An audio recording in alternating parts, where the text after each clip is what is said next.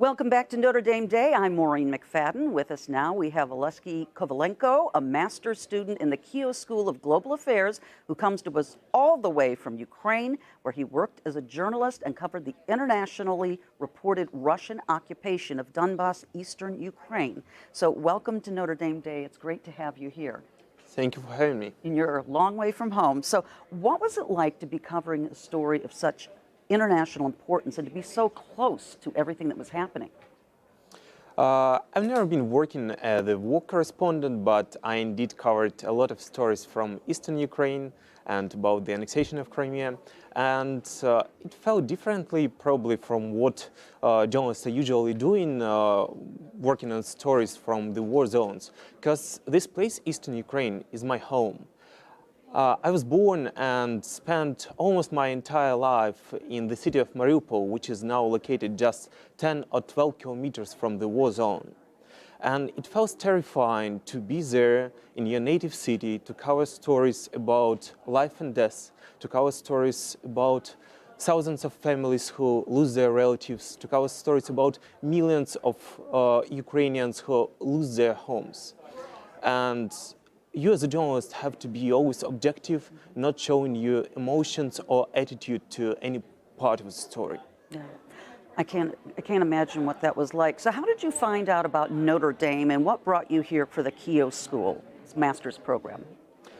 It's my second master's program, and I did my first master programs in Ukrainian Catholic University. It was a master's in journalism. And after I graduated, I started working in Focus magazine, covering ongoing political and economical situation, as well as ongoing conflict in eastern Ukraine. And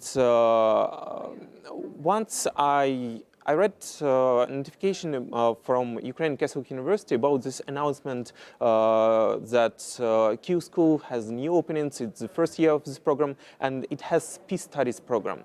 And for me, as a person who was covering the conflict in eastern Ukraine, as a person who is interested in peace building, in reconciliation, in social justice, human rights, it felt like an amazing opportunity to merge my experience as a journalist, as a researcher, and as a peace builder.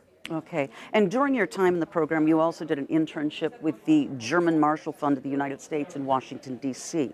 How did that internship connect you to the experiences you've had? That's correct. My internship with German Marshall Fund was intense and challenging. I worked on a project which is called Authoritarian Interference Project, which tracked Russian interference to democracies worldwide since the year of 2000 up to today. We tracked disinformation, propaganda, social, economical interference, as well as cyber interference and all other ways of non-linear interference to democracies. And I was responsible for the region of Eastern Europe, Ukraine, Belarus, Georgia, and Moldova.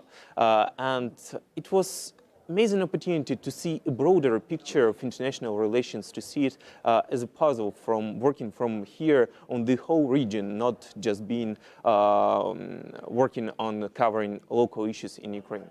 Okay. What are your plans after graduation this May? Do you ever plan to return to your home? Such a tough question.